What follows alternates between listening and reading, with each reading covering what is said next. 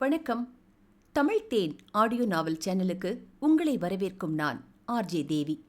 இப்போ நாம கேட்க போற கதை எழுத்தாளர் சுஜாதா பிரபாகர் அவர்கள் எழுதிய மழை தருமோ என் மேகம். கதைக்குள்ள போறதுக்கு முன்னாடி நம்ம சேனலை சப்ஸ்கிரைப் பண்ணுங்க, லைக் பண்ணுங்க, அப்புறம் மறக்காம உங்க ஃப்ரெண்ட்ஸ் அண்ட் ஃபேமிலிக்கு ஷேர் பண்ணுங்க. வாங்க கதைக்குள்ள போலாம்.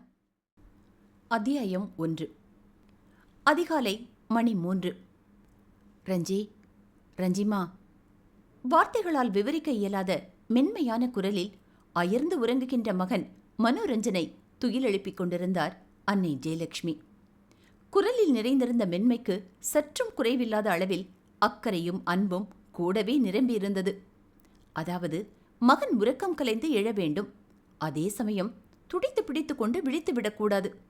பிறகு அவனுக்கும் கூட டென்ஷனில் தலைவலி என்று ஏதாவது வந்துவிட்டால் ஊருக்கே வைத்தியம் பார்க்கும் மருத்துவன், அவன் முழுமையான உடல் ஆரோக்கியத்துடன் நலமாக இருக்க வேண்டுமல்லவா? அப்படி இருந்தால்தானே அவனை தேடி வரும் நோயாளிகளுக்கு சிறந்த முறையில் சிகிச்சை அளிக்க முடியும். எனவே உறக்க அழைக்கவோ வேகமாக தட்டி எழுப்பவோ மனமின்றி மிக மிக மெல்லிய குரலில் அவனை எழுப்ப முயன்று கொண்டிருந்தார் ஜெயலட்சுமி. முதலில் இந்த அதிகாலை வேளையில் அவனை எழுப்புவதற்கே அவருக்கு மனம் இல்லைதான். தலைநகர் டெல்லியில் நடந்த மருத்துவர்கள் மாநாட்டில் கலந்து கொண்டுவிட்டு விமானம் மூலம் சென்னைக்கு வந்து பிறகு அவன் வீடு வந்து சேர்ந்த போதே மணி 12. கை கால் முகம் கழுவி உடை மாற்றி அன்னை ஜெயலட்சுமியிடம் சிறிது நேரம் பேசிவிட்டு அவன் படுக்க சென்றபோது மணி 12:45. ஆக பிள்ளை உறங்க சென்று ஒரு 3 மணி நேரம் கூட முழுதாக முடியவில்லை. அதற்குள் எழுப்ப வேண்டுமா என்ற சுணக்கம் அந்த தாய்க்கு இருந்தது உண்மை. பெற்றவள் அல்லவா? ஆனாலும் உயிர்காக்கும் மருத்துவத்தை படித்துவிட்டு கை தேர்ந்த அறுவை சிகிச்சை நிபுணர் என்ற நற்பெயரையும் பெற்ற பிறகு உறக்கத்தை பார்த்தாலாகுமா? அதுவும் சிறிதும் பெரிதுமாக அங்கே 2 ஜீவன்கள் உயிருக்காக போராடி கொண்டிருக்கையில். ஜெயலட்சுமி கவலையாக பார்த்து கொண்டிருக்கையிலேயே மனோரஞ்சனும் உறக்கம் கலைந்து எழுந்துவிட்டான். தாயார் விரும்பியது போலவே இயல்பாக விழித்தெழுந்தவன் கடிகாரத்தையும் கவலை தோய்ந்த ஜெயலட்சுமியின் முகத்தையும் பார்த்த பிறகுதான் கொஞ்சம் கலவரமாகிவிட்டான். ஆனால் அதற்குள்ளாக ஜெயலட்சுமி சுதாரித்து கொண்டு, பயப்படும்படியா ஒன்றும் இல்லை கண்ணா. ராணி ஃபோன் பண்ணியிருந்தா. ரொம்ப நேரமா உனக்கு தான் ஃபோன் போட்டு பார்த்தாளாம். லைன் கிடைக்கவே இல்லையாம். அதான் வீட்டு நம்பருக்கு ஃபோன் போட்டு என்கிட்ட பேசினா. விஷயம் ரொம்ப ரொம்ப அவசரமா. நீ உடனே அவளுக்கு ஃபோன் போட்டு பேசுமா என்று விளக்கம் சொல்லவும் தான் இயல்புக்கு வந்தான் மகன். மேலும் தாயார் சொன்ன பிறகுதான் அவனுக்கு தன்னுடைய ஃபோன் பற்றிய ஞாபகமே வந்தது.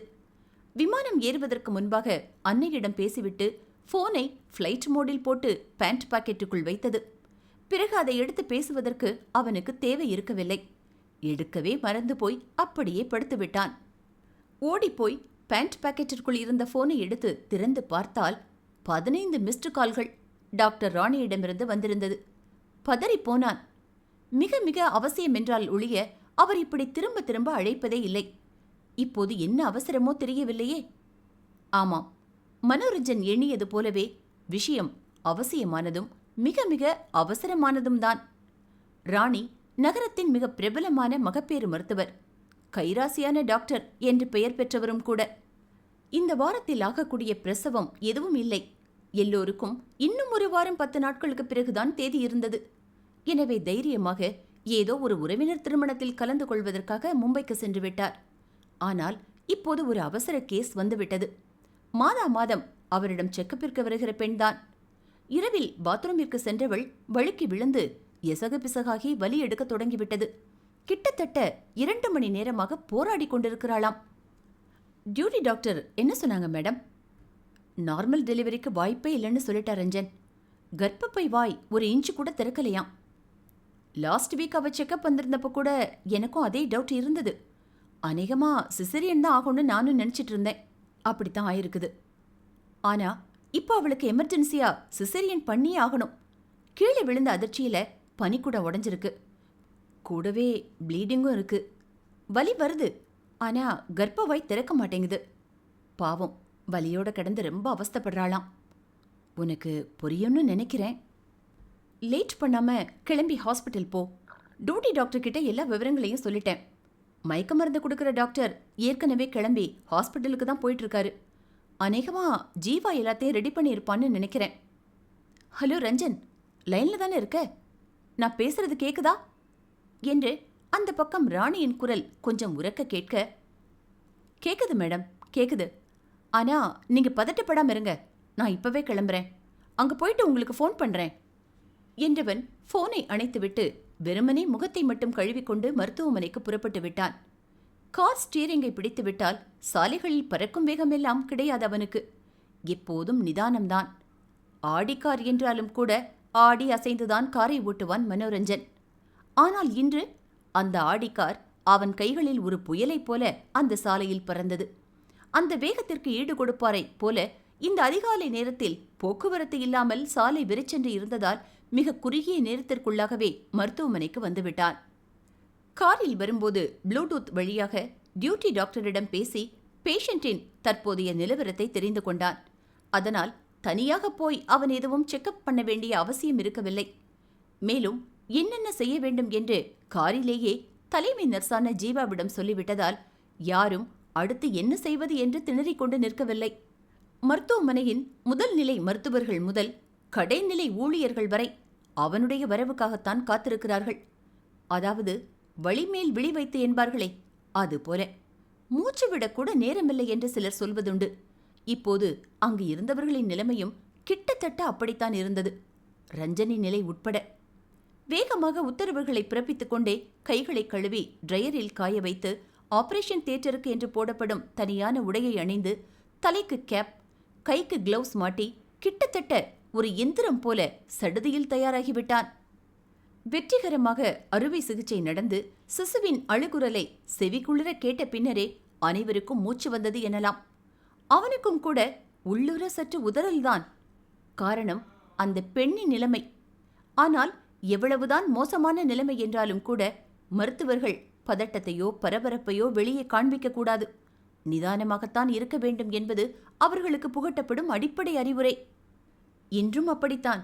எப்போதும் போல இந்த அறுவை சிகிச்சையும் எந்தவித சிக்கலுமின்றி நல்லபடியாக முடிய வேண்டும் என்று மனதிற்குள் வேண்டிக் கொண்டு சிகிச்சையை ஆரம்பித்தான். எல்லாம் சுகமாகவே முடிந்தது. அதன் பிறகுதான் மருத்துவனான அவனுக்கே சற்று இறுக்கம் தளர்ந்தாற் போல இருந்தது. ராணியை அழைத்து தாயும் செய்யும் நலம் என்கிற நல்ல செய்தியை சொல்லிவிட்டு தலைமை நர்ஸை அழைத்தான். ஜீவா, இந்த பேஷண்ட் கூட வந்தவங்களுக்கு குழந்தை பிறந்த தகவலை சொல்லிட்டீங்களா? அவங்களோட ஹஸ்பண்டை ரூம்க்கு வர சொல்லு.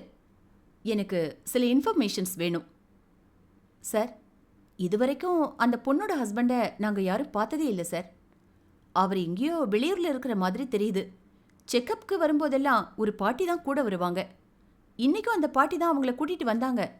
ஆனால் அவங்களும் இந்த பொண்ணு போட்ட கூச்சல்ல பயந்து போய் வெளியே ஓடிட்டாங்க சார். குழந்தை பிறந்த தகவலை ஆயாமக்கிட்ட சொல்லி அனுப்பியிருக்கேன். இப்போ வந்துடுவாங்க. வந்ததும் நேராக உங்ககிட்ட கூட்டிகிட்டு வரேன் சார் என்று ஜீவா சொல்ல ஆமோதிப்பாய் தலையை அசைத்துவிட்டு தனது அறையை நாடிச் சென்றான் மனோரஞ்சன். தன் கையால் ஜனனம் பெற்ற அந்த சிசு தன்னுடையது என்று தெரியாமலேயே. அத்தியாயம் 2. தலைமை நர்ஸான ஜீவாவை அழைத்து சற்று முன் குழந்தை பெற்ற பெண்ணோடு வந்தவர்களை தன்னை வந்து சந்திக்குமாறு பணித்துவிட்டு தன்னுடைய அறைக்கு சென்று விட்டார் மனோரஞ்சன். அந்த மருத்துவமனையை பொறுத்தவரை அங்கு பிறக்கும் குழந்தைகளை பற்றிய தகவல்களை அவர்களே பஞ்சாயத்து போர்டுக்கு தெரிவித்து விடுவார்கள். அதற்கென்று பஞ்சாயத்து அலுவலகத்தில் இருந்த குழந்தை பிறப்பை பதிவு செய்வதற்கான விண்ணப்ப படிவம் நிரம்பிய புத்தகம் ஒன்று கொடுக்கப்பட்டிருக்கும். அந்த விண்ணப்பத்தை நிரப்பி மருத்துவமனையிலிருந்து நேரடியாகவே பஞ்சாயத்து போர்டுக்கு அனுப்பிவிடுவார்கள். சம்பந்தப்பட்டவர்கள் குழந்தை பிறந்து 15 நாட்கள் கழித்து எப்போது வேண்டுமானாலும் அங்கு சென்று குழந்தையின் பெயரை சொல்லி பிறப்பு சான்றிதழை வாங்கிக் கொள்ள வேண்டும். அந்த விண்ணப்பத்தை நிரப்புவதற்கு தேவைப்படும் சில தகவல்களை கேட்பதற்காகத்தான் அந்த பெண்ணோடு வந்தவர்களை தன்னை வந்து பார்க்க சொன்னான் மனோரஞ்சன். எந்த மருத்துவர் பிரசவம் பார்க்கிறார்களோ உடனடியாக குழந்தைகளின் பிறப்பு சான்றிதழ் விண்ணப்பத்தையும் அவர்கள் கைப்படவே பூர்த்தி செய்து வைத்துவிட வேண்டும் என்பது அந்த மருத்துவமனையின் விதி. அறைக்கு சென்றவன் டீயை குடித்துக்கொண்டே தன் முன்னால் இருந்த அந்த பெண்ணின் கேஷ் ஷீட்டை எடுத்து டெலிவரி நோட்ஸை எழுத ஆரம்பித்தான். 4 வரிகள்தான் எழுதியிருப்பான். அதற்கு மேல் எழுத முடியாமல் தடையாக வந்து நின்றது சற்று முன் சிசேரியன் செய்த அந்த பெண்ணின் அடிவயிற்றில் இருந்த மிகச்சிறிய மச்சம். மஞ்சு, பொண்ணுங்க வயிற்றுல மச்சம் இருந்தா முதல் குழந்தை பெண் குழந்தை தான் பிறக்கும்னு எங்க பாட்டி சொல்ல கேள்விப்பட்டிருக்கேன். அந்த மச்சத்தை வலது கை விரல்களால் வருடியபடி அவன் சொல்ல, அவன் விரல்கள் தந்த ஸ்பரிசத்தின் கூச்சத்தில் நெளிந்து கொண்டு அவள், எங்க பாட்டி கூட தான் சொல்லுவாங்க, ஆனா நிஜமா அப்படியெல்லாம் நடக்க வாய்ப்பே இல்லை என்று ஆச்சரியமாக கேட்டதும், அதெல்லாம் எனக்கு தெரியாது. ஆனா கண்டிப்பா எனக்கு முதல் குழந்தை பொண்ணுதான் வேணும். ஏன் தெரியுமா? அப்பதான் கலர் கலரா ஃப்ராக்கு, பட்டு பாவாடை சட்டை எல்லாம் போட்டு பார்க்கலாம். 2 கொண்டை போடலாம். அந்த கொண்டையில பூ வச்சு அழகு பார்க்கலாம். குறிப்பா கால்ல கொலுசு போடலாம். ஜல்லு ஜல்லுன்னு சலங்க சத்தம் கேட்க அவங்க நடந்து வர்றதே ஒரு சங்கீதம் மாதிரி இருக்கும். எவ்வளவு அழகு இல்ல பொண்ணுங்க என்று கண்களில் கனவு மிதக்க இவன் பேசிக் கொண்டிருந்ததும், அதை கேட்டு அவள் விழுந்து விழுந்து சிரித்ததும், இப்போதும் பசுமரத்தாணியாய் இதயத்திற்குள்ளே இனிமையாய் இருக்கிறது. எத்தனை ஜென்மங்கள் எடுத்தாலும் மறக்க இயலாத அந்த நினைவுகளை பொக்கிஷமாகத்தான் அவன் நெஞ்சுக்குள்ளே பதுக்கி வைத்திருக்கிறான். நினைவுகளை மட்டுமல்ல, அந்த நினைவுகளை கொடுத்த அவளையும் தான். நினைவுகளின் தாக்கம் நெருஞ்சி முள்ளாய் இதயத்தை குத்த, வலியோடு இறுக்கமாய் கண்களை மூடி ஆயாசமாய் பின்னே நாற்காலியில் சாய்ந்து கொண்டானவன். பார்த்து பழகியதென்னவோ 10 நாட்கள்தான். ஆனால் பிரிந்து செல்கையில் அவனுடைய மொத்தத்தையும் கையோடு கொண்டு சென்று விட்டாள். எதற்காக அவன் அவளை சந்தித்தான்? ஏன் அவள் மீது ஆசைப்பட்டான்? பார்த்து பழகிய அந்த குறுகிய காலகட்டத்திற்குள்ளேயே அவள் அவனை மலை போல நம்பினாளே, எப்படி? அவ்வளவு தூரம் நம்பி தன்னை முழுதாக அவனிடம் ஒப்படைத்தவள் அதே வேகத்திலேயே அவனை உதறி தள்ளிவிட்டும் போய்விட்டாளே, அதற்கு என்ன காரணம்? அவன் முதலாக அவளை தொடுகையில் அவள் உடலில் ஓடிய சிலிர்ப்பை இப்போதும் அவன் கைகளில் உணர்கிறான். அவளுக்காக ஏங்கி தவிக்கும் தன் உடலை கட்டுப்படுத்த இயலாமல் துடிக்கிறான். அவனையும் மீறி அலைப்பாய துடித்த எண்ணங்களை வெகு சிரமப்பட்டு அடக்கிக் கொண்டு மறுபடியும் பேனாவை எடுத்து விட்ட இடத்திலிருந்து டெலிவரி நோட்ஸை எழுத ஆரம்பித்தான் மனோரஞ்சன். இந்த முறை போன் அடித்து அவனுடைய எழுத்தை நிறுத்தியது. எழுதுவதை நிறுத்தாமலேயே தலையை திருப்பி பார்த்தான். போனில் தாயார் ஜெயலட்சுமி. சற்று முன்வரை மனதில் இருந்த அனைத்து குழப்பங்களும் அவஸ்தைகளும் மறைந்துவிட அன்னையை நினைத்து ஒரு சிறு புன்னகை தோன்றியது அவன் இதழ்களில். தாய் எப்போதும் இப்படித்தான். யாரோ எவரோ நமக்கு என்ன வந்தது என்று பேசாமல் இருக்க மாட்டார். அவன் இவ்வாறு அகால வேளைகளில் மருத்துவமனைக்கு வந்தால் அவன் சிகிச்சை அளித்த நபரை பற்றி விசாரித்து அவர் நலமாக இருக்கிறார் என்பதை அறிந்து கொண்ட பின்னரே உறங்கப் போவார். போனை எடுத்து பேசியவன், சாரிமா, மறந்துட்டேன் என்று முதலில் மன்னிப்பு கேட்டுவிட்டு பிறகு குழந்தை பிறந்த விஷயத்தை சொன்னான். எந்த பிரச்சனையும் இல்லம்மா, ஆபரேஷன் நல்லபடியா முடிஞ்சது. பாய் பேபி கொழு கொழுன்னு ரொம்ப அழகா இருந்தான். பேபியும் மதரும் சேஃப். போதுமா? நீங்க ஏம்மா இவ்வளவு நேரம் முழிச்சிருந்தீங்க? வேலை முடிஞ்சா நான் தான் வீட்டுக்கு வருவேன்ல. இல்லையா, ராணி வேற அந்த பொண்ணு ரொம்ப கிரிட்டிக்கலா இருக்கான்னு சொன்னாளா? மனசு கேட்கல. யாரா இருந்தா என்ன, நல்லபடியா பிள்ளை பத்து எடுக்கணும்னு கந்த சஷ்டி கவசம் சொல்லிட்டு இருந்தேன். இதோ சொல்லி முடிச்சிட்டேன். படுக்க போறேன். நீயும் வேலை முடிஞ்சிட்டா கொஞ்ச நேரம் படுத்து ரெஸ்ட் எடு. தாயிடம் பேசி முடித்துவிட்டு மறுபடியும் டெலிவரி நோட்ஸ் எழுத ஆரம்பித்தான் மனோரஞ்சன். எழுதி முடித்துவிட்டு இன்டர்காமில் ஜீவாவை அழைத்தான். Jeeva, it's everything normal? Yes sir. இப்பதான் பிபி பல்ஸ் எல்லாம் செக் பண்ணேன். எல்லாம் நார்மலா இருக்கு. பேஷண்ட் இன்னும் கொஞ்ச நேரத்தில் ஃபுல் ரெக்கவர் ஆயிடுவாங்க. Okay, fine. அந்த பொண்ணு கூட வந்த அவங்க பாட்டி வந்துட்டாங்களா? வந்தாங்க சார். கூட்டிட்டு போய் குழந்தைய காட்டினோம். என்னன்னே தெரியல, அந்த குழந்தைய கையில கூட அவங்க வாங்கி பார்க்கல. அழுதுகிட்டே வெளியே ஓடிட்டாங்க. ஸ்ட்ரேஞ்ச் என்று முணுமுணுத்தவன், சரி, அந்த பாட்டி இப்போ எங்க இருக்காங்க? நான் டெலிவரி நோட்ஸ் எழுதி முடிச்சிட்டேன். Next panchayat board birth certificate form fill பண்ணணும். அதுக்கு கண்டிப்பாக அவங்க வேணுமே. அந்த பாட்டி வெளியே எங்கேயும் போகல சார். வெளியில வராண்டால நின்று யார்கிட்டயோ அழுது அழுது ஃபோன் பேசிட்டு இருந்தாங்களாம். ஜனனி பார்த்துட்டு வந்து சொன்னா. என்னன்னு விசாரிச்சுட்டு நான் அவங்கள கையோட உங்ககிட்ட கூட்டிட்டு வரேன் சார். சரி, அந்த நியூ பார்ன் பேபி எப்படி இருக்கான்? பெடியாட்ரிஷியன் வந்து பார்த்தாரா? என்ன சொன்னாரு? அப்பவே வந்து பார்த்துட்டு போயிட்டார் சார். எந்த காம்ப்ளிகேஷனும் இல்லை. பேபி இஸ் கம்ப்ளீட்லி நார்மல்னு சொன்னாரு. அப்புறம் பசிச்சு ரொம்ப அழுதான் சார். பவுடர் பால் கரைச்சி கொடுத்தோம். இப்போ தூங்கிட்டு இருக்கான். வார்மரில் போட்டிருக்கோம். அப்புறம் ராணி மேடம் ஃபோன் பண்ணாங்க சார். உங்களுக்கு பண்ணாங்களாம். ஃபோன் என்கேஜில் இருந்ததாம். அதனால எனக்கு பண்ணாங்க. நீங்கள் வீட்டுக்கு போக வேண்டாமா, மேலே ரூமில் போய் படுத்துக்கணுமா. ஜீவா சொல்ல நிமிர்ந்து எதிரே சுவரில் கிடந்த கடிகாரத்தை பார்த்தவன், இனிமே எங்க ஜீவா தூங்குறது? 6 மணிக்கு கேலக்ஸில ஒரு ஹெர்னியா சர்ஜரி இருக்கு. அந்த பாட்டி வந்துட்டாங்கன்னா இந்த ஃபார்மை ஃபில் பண்ணிட்டு வீட்டுக்கு போய் குளிச்சு ரெடியாகி அப்படியே ஹாஸ்பிட்டல் போக டைம் சரியா இருக்கும் என்று இவன் சொல்ல, ஓகே சார், இப்பவே அந்த பாட்டியை கூட்டிட்டு வரேன் சார் என்று சொல்லிவிட்டு இன்டர்காமை வைத்தாள் ஜீவா. ஜீவாவிடம் பேசிவிட்டு எழுந்து சென்று கபோர்டை திறந்து பிறப்பு சான்றிதழ் பெறுவதற்கான விண்ணப்ப படிவத்தை எடுத்து வந்து தனக்கு தெரிந்த தகவல்களை எல்லாம் அதில் நிரப்பத் தொடங்கினான் மனோரஞ்சன். அப்போது கதவை கூட தட்டாமல் அரக்க பறக்க ஓடி வந்து மூச்சு வாங்க நின்றாள் ஜீவா. பதறிப்போய் எழுந்து விட்டான் Manoranjan. Jeeva, what happened? Sir, sir, அந்த பொண்ணு. எந்த பொண்ணு? அதான் சார், சிசேரியன் பண்ணமே அந்த பொண்ணு. ஆமா, அவங்களுக்கு என்ன? மெல்ல மெல்ல ரெக்கவர் ஆயிட்டே இருந்தாங்க சார். நானும் அப்சர்வ் பண்ணிட்டு தான் இருந்தேன். ஆனா சடனா ஏதேதோ சொல்லி அணத்துக்கிட்டே ரொம்ப முரட்டுத்தனமா கட்டல்ல அங்க இங்கேயும் கடந்து புரள ஆரம்பிச்சிட்டாங்க. பிபி ஃபிளக்சுவேட் ஆகுது, பல்ஸ் எகிருது. ரொம்ப பயமா இருக்கு சார், வந்து பாருங்க. மேசையில் கிடந்த ஸ்டெதஸ்கோப்பை எடுத்துக்கொண்டு ஓட்டமும் நடையுமாக விரைந்தார்கள். ஆபரேஷன் தியேட்டர் 3வது மாடியில் இருந்தது. அதற்கு பக்கத்து அறையில்தான் போஸ்ட் ஆபரேட்டிவ் கேர் இருக்கும். ஆபரேஷன் முடிந்தவுடன் பேஷண்டை அந்த அறைக்கு கொண்டு வந்து முழுதாக 1 அல்லது 2 நாட்கள் நோயாளியின் உடல்நிலைக்கேற்ப அங்கு வைத்து உடல்நிலை முழுக்க இயல்பானதும் அறைக்கு மாற்றுவார்கள். கண்ணாடி கதவை திறந்து கொண்டு உள்ளே நுழைந்தவனின் கண்கள் அந்த கட்டிலில் கிடந்து புரண்டவளை கண்டதும் அப்படியே தட்டி விழிக்க மறந்து நிலை குத்தின. அத்தியாயம் 3. இதயம் ஒரு கணம் துடிக்க மறந்து பின்பு துடித்தது. மூச்சுவிட மறந்து நின்றவனின் கால்களில் புது வேகம் வந்து ஒட்டிக்கொள்ள பறந்தோடிச் சென்றான் அவளை நோக்கி. ஆமாம், அந்த கட்டிலில் ரஞ்சன் ரஞ்சன் என்று அனத்திக்கொண்டே கிடந்து புரண்டவள் வேறு யாரும் இல்லை, அவனுடைய மஞ்சரி. ஊரும் அறியாமல் உறவும் அறியாமல் இறைவன் சாட்சியாக மனோரஞ்சன் கந்தர்வ மனம் புரிந்து கொண்ட அவனுடைய ஆருயிர் காதலி. கையில் இருந்த ஸ்டெத்தை ஜீவாவிடம் கொடுத்துவிட்டு ஓடிச் சென்று காற்றில் எதையோ தேடி அலைப்பாய்ந்து கொண்டிருந்த அவளுடைய கைகளை இறுக பிடித்து கொண்டு, மஞ்சு, ரிலாக்ஸ் ரிலாக்ஸ் பேபி, நான் வந்துட்டேன் என்று மென்மையாக அவளுடைய கூந்தலை வருடி கொடுக்க, அவனுடைய வருகையை அவனுடைய ஸ்பரிசத்தை புரிந்து கொண்டாற் போல அவளுடைய கண்களிலிருந்து கண்ணீர் வடிந்தது.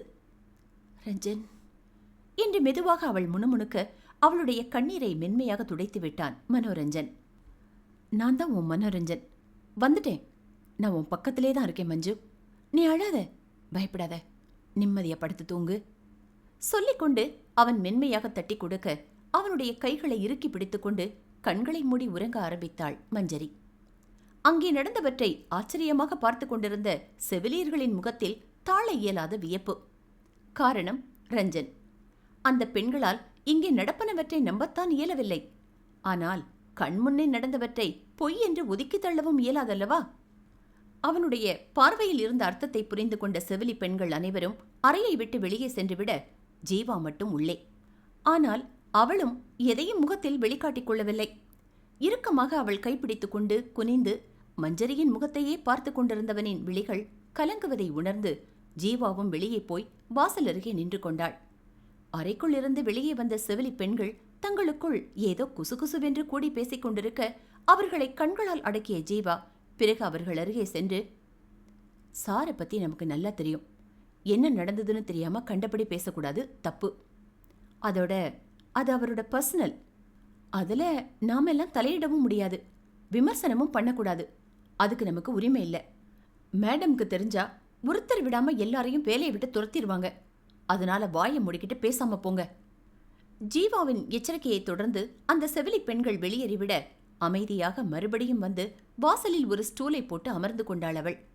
வெளியே சென்ற மற்றவர்கள் எல்லாம் அவனை பற்றியே நினைத்து கொண்டிருக்க அவன் யாரை பற்றியும் கவலைப்படவில்லை. ஏன், இந்த உலகத்தில் அவனையும், இதோ கட்டிலில் கண்மூடி கிடக்கிறாளே இவளையும் தவிர வேறு உயிர்களே இல்லை என்பது போல சிந்தனை அவளை சுற்றி சுற்றி வந்தது.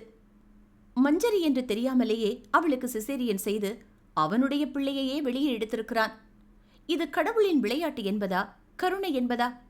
நிச்சயமாய் இரண்டும் என்றுதான் சொல்ல வேண்டும். இல்லையென்றால் என்றோ ஊரை விட்டு போனவள் இன்று அவன் கண்ணில் படுவானே? அவன் விசாரித்த வரையில் பாட்டியும் அவளுமாக ஊரை விட்டு கிளம்பி விட்டார்கள் என்றுதான் சொன்னார்கள். எங்கு என்று யாருக்குமே தெரியவில்லை. ஆனால் இத்தனை நாட்களாக இதே சென்னையில்தான் இருந்திருக்கிறாள். ஜீவா சொன்னாள் அல்லவா, மாதா மாதம் ராணியிடம்தான் செக்கப் வருவாளாம். ஆனால் ஒரு நாள் கூட அவன் கண்ணில் அவள் படவில்லையே. அதைத்தான் விதி என்று சொல்வார்களோ? இதே மருத்துவமனைக்கு அவனும் வந்து போய்க் கொண்டுதான் இருந்தான். அவளை அவன் கண்ணில் காட்டாமல் கண்ணாமூச்சி காட்டிய கடவுள் இதோ இன்று அவருடைய விளையாட்டை முடித்துக் கொண்டார் போல. அதனால்தான் அவனுடைய பிள்ளைக்கு அவன் கையாலேயே ஜனனம் கொடுக்க வைத்திருக்கிறார். குழந்தை குழந்தை என்றதும் சட்டென்று நிமிர்ந்து உட்கார்ந்தான். ஆமாம், மஞ்சரியை பார்த்த படபடப்பில் பிள்ளையை மறந்து விட்டானே. பிறகுதான் சுற்றுமுற்றும் பார்த்தான். யாருமே இல்லை, ஜீவா உட்பட. மெல்லிய குரலில் ஜீவா ஜீவா என்றழைக்க அதற்காகவே காத்திருந்தது போல கதவை திறந்து கொண்டு உள்ளே வந்தாள் ஜீவா. சொல்லுங்க சார். பேபி அவனை கொண்டு வா, நான் பார்க்கணும் என்றான் மெல்லிய குரலில். ஒரு சின்ன சிரிப்போடு, முன்பிலும் அதிக ஆசையோடும் அக்கறையோடும் அந்த குழந்தையை தூக்கி வந்து அவனிடம் காண்பித்தாள் ஜீவா. பனியும் வெயிலும் மாறி மாறி அடிப்பது போல இன்பமும் துன்பமும் மாறி மாறி வந்து அவனை மூழ்கடிக்க ஒரு விதமான கலவையான உணர்ச்சியில் தத்தளித்தான் மனோரஞ்சன். அவளை பிரிந்து வந்த நாள் முதல் இன்று வரை மனதை அழுத்திக் கொண்டிருந்த பாரமெல்லாம் நீங்கி மகனின் காலடியில் மனம் சருகாய் சுருண்டது. தலைக்கு மேல் இருக்கும் அனைத்து பொறுப்புகளையும் உதறி தள்ளிவிட்டு இதோ கிடக்கிறாளே, இவளையும் இவனையும் அள்ளிக்கொண்டு உலகத்தின் ஏதாவது ஒரு மூலைக்கு ஓடிவிடலாமா என்று மனம் பரபரத்தது.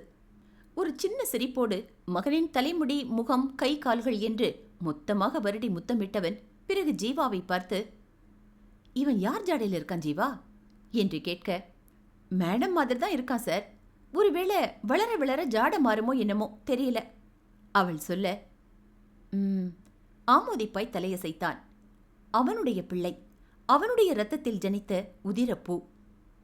இன்னும் அவனுக்கு திருமணமே ஆகவில்லை என்று கோயில் கோயிலாக அலைந்து வேண்டுதல் வைத்துக்கொண்டு குடும்பமே அலைகிறது. மிகவும் தீவிரமாக மகனுக்கு ஒரு பெண்ணை பார்த்து திருமணம் செய்து வைக்கும் முயற்சியில் இருக்கும் ஜெயலட்சுமிக்கு அவனுக்கு இப்படி ஒரு மகன் இருப்பது தெரிந்தால் என்னவாகும்? லேசாக சிரிப்பு வந்தது மனோரஞ்சனுக்கு. காரணம், பல வருடங்களாக, கிட்டத்தட்ட 20 வருடங்களாக சொந்த ஊர் மண்ணையே மிதிக்க விரும்பாத ஜெயலட்சுமி மகனுடைய திருமணத்தின் பொருட்டுதான் சொந்த ஊருக்கு கிளம்ப சம்மதித்ததே. ஆனால் தான் மேற்கொண்ட பணியும் தங்கள் குல தெய்வத்திடம் வைத்த வேண்டுதலும் செவ்வனே நிறைவேறிவிட்டது என்பதை அறியாமலேயே ஊர் திரும்பினார் அந்த தாய். ஜெயலட்சுமி ஜெகநாதன் தம்பதியருக்கு 2 பிள்ளைகள். மூத்தவன் மனோரஞ்சன், இளையவள் ஸ்வேதா. 2 பிள்ளைகளும் மிகவும் நன்றாக படிப்பார்கள். ஸ்வேதா IITயில் கம்ப்யூட்டர் இன்ஜினியரிங் படித்தாள். கேம்பஸ் இன்டர்வியூவில் அவளுக்கு நல்ல நிறுவனத்தில் வேலையும் கிடைத்துவிட்டது. கை நிறைய சம்பளம். எனவே அவளின் சம்மதத்தோடு வரன் பார்க்க தொடங்கினார்கள்.